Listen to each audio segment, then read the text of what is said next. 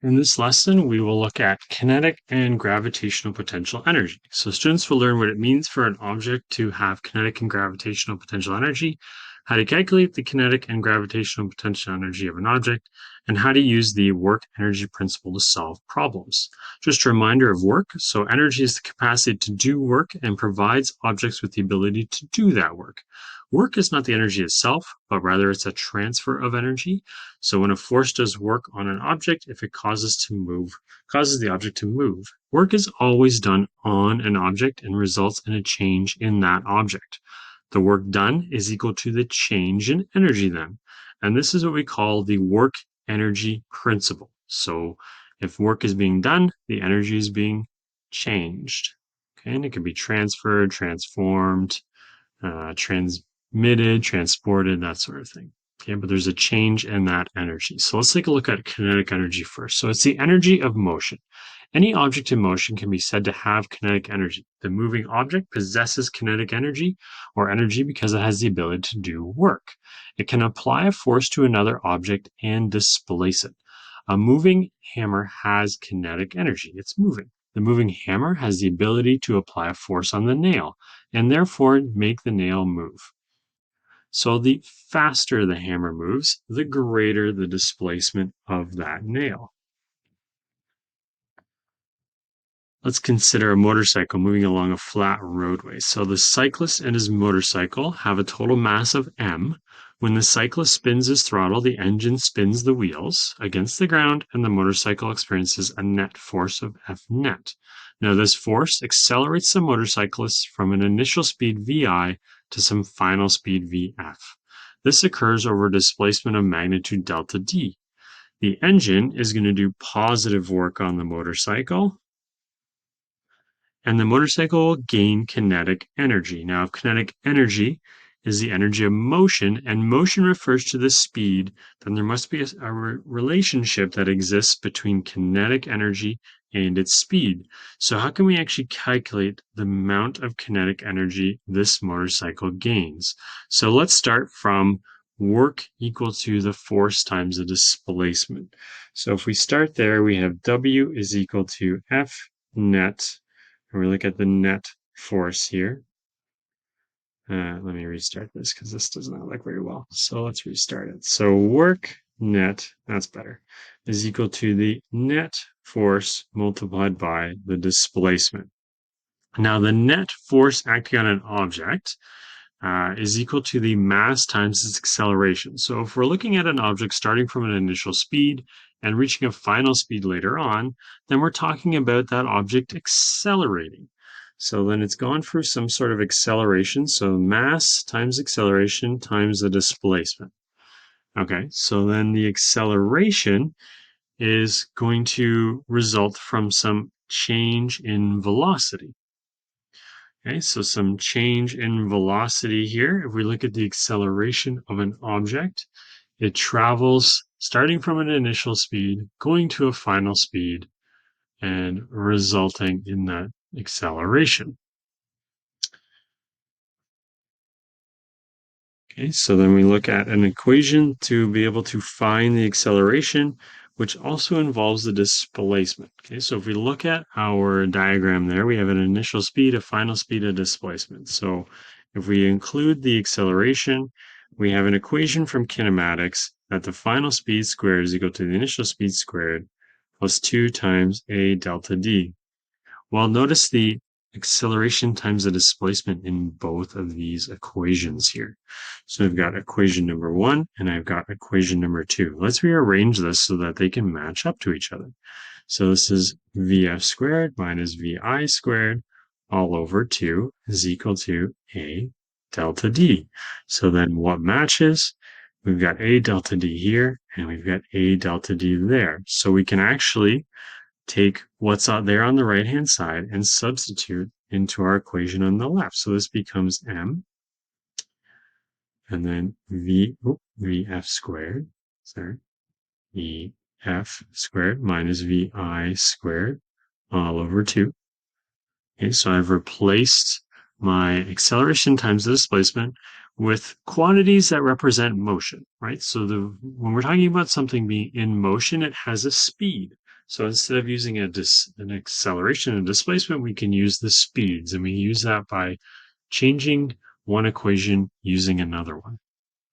Okay, so then this also can be rearranged to be 1/2 times m vf squared minus 1/2 m vi squared. So I've taken the 1/2 out, and I've also put the m into the brackets there as well, so that everything is the same here.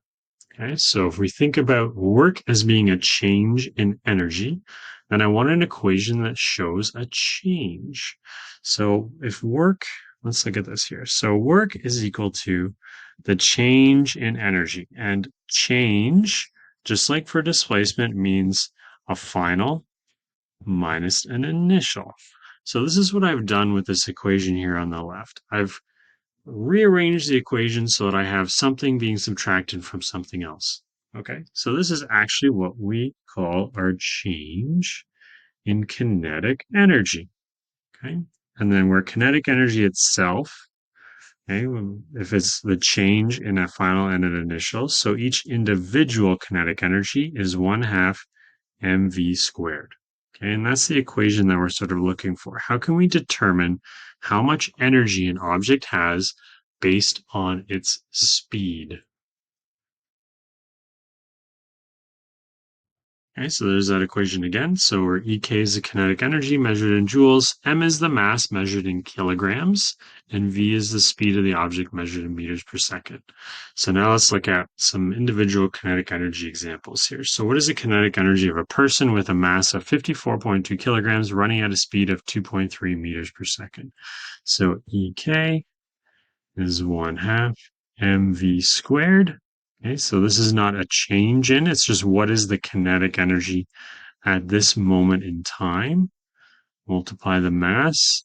Don't forget to square the speed. Very common mistake there is forgetting about the square. And for this question, we get, using two significant digits with my 2.3 meters per second, I get 143 with some numbers after the decimal, but this would be 140 joules with two significant digits. We can also use an object's kinetic energy and mass to determine its speed. So let's start from EK is 1/2 mv squared. When you rearrange this for v squared, 2EK all over the mass, and then you square root both sides, so that V is the square root of 2EK over M. So in this case, we have 98 joules of energy, and there's a mass of 170 grams. Okay, now when you see that, make sure you convert it into kilograms. So this will be divided by 1,000, and this will give my speed of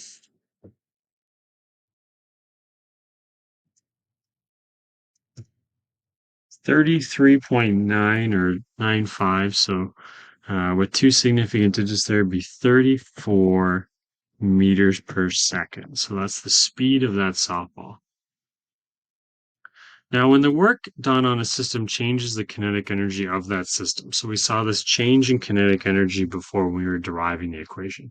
We use the work energy principle to determine that change in kinetic energy. So work is equal to delta EK, which means change in kinetic energy, which is the final minus the initial. So if the speed is changing, whether one of them is 0 or not, if the speed is changing, then work is done on that object. Okay, so then it would be 1/2 mvf squared minus 1/2 mvi squared. So if the mass doesn't change, then you could factor this out, and it would be a little bit easier to solve. But in general, we're looking at the change in kinetic energy resulting from the change in speed. So let's start with a 165-gram hockey puck initially at rest, and it's being pushed by a hockey stick with a horizontal force of 5 newtons. Assuming the ice is frictionless, what is this puck's speed after it has moved 0.5 meters? So the force acting in the direction of the displacement is the applied force only. The normal force and the force of gravity do not do work on this hockey puck, but the applied force will. Okay, so we have an applied force of 5 newtons. The puck is moved a displacement of 0.50 meters. It has a mass of 0.165 kilograms, and it starts from an initial speed of 0. So then what is the final speed of that puck? We can start every situation in this unit by looking at work as the change in energy. In this case, the speed is changing, so it would be the change in kinetic energy. The work done on an object is the force that displaces it multiplied by its displacement. Okay, and then we're looking at the change in kinetic energy, so it'd be the final kinetic energy minus the initial kinetic energy. Now, when one of them is 0, that entire term becomes 0. So there's no speed here initially, so then there's no kinetic energy initially. But that applied force gives it kinetic energy as it's moving. And what is the final speed of that puck while it's moving? So we can rearrange this for Vf. So I'll start by rearranging for Vf squared. So we take the 2 to the other side. Becomes force times displacement with a 2 in front and divide both sides by m. And then we'll take the square root of that. So then this becomes, put in some numbers, 5 newtons. 5 newtons is the force. The displacement is 0.50 meters. And it has a mass of 0.165 kilograms. So then what is the final speed of this hockey puck because of that force? So work is done on it by the force over a specific displacement. We can determine its speed. So 5.5 meters per second. A similar idea here where we have a 10 kilogram soccer ball moving at 10 meters per second. The force is applied to it over 30 meters and it reaches a speed of 14.8 meters per second. So we have an initial speed, we have a final speed. That force was applied over a distance to change its speed. So what is the force that is actually applied over that distance? So same idea. Let's write down our initial values here first.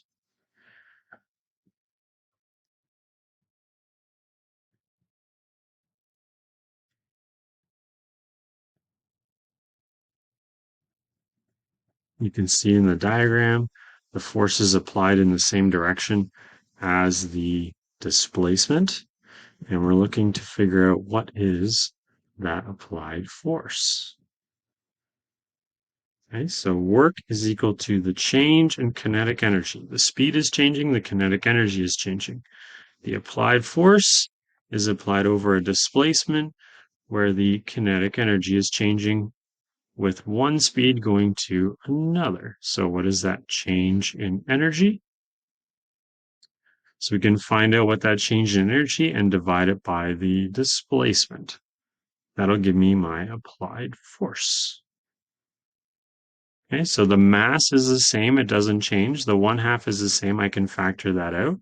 So this becomes mass over 2 times the displacement because I've moved the displacement over.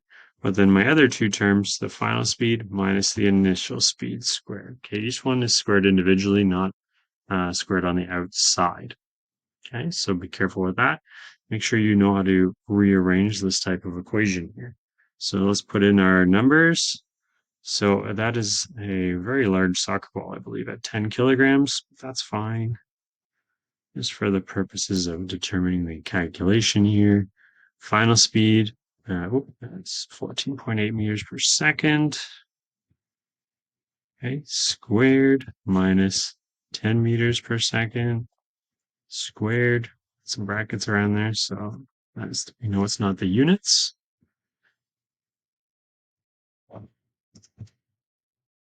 Just into our calculator.